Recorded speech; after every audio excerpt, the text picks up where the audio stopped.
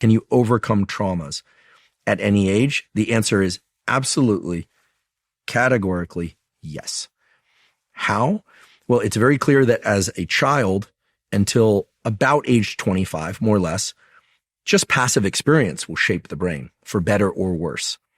After about age 25, and again, these are not strict cutoffs, we can change our brain, but what's required is a marked shift in the neurochemical environment under which something happens.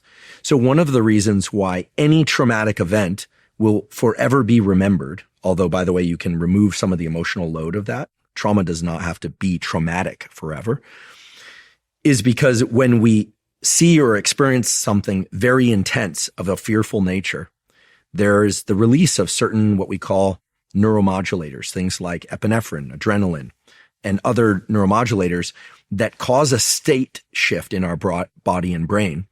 And the nervous system recognizes this as unusual. And as a consequence, in the subsequent days, there's reordering of the connections so that the brain can prepare for that event should it happen again.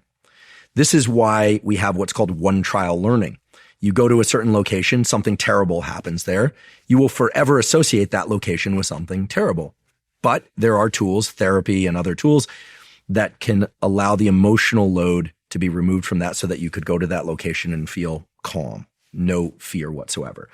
The good news is you can also learn anything you want to learn, provided there's a shift in this neurochemical environment. This is why when we are very interested and focused on something, two of the main requirements for neuroplasticity, we have to be alert and we have to be focused.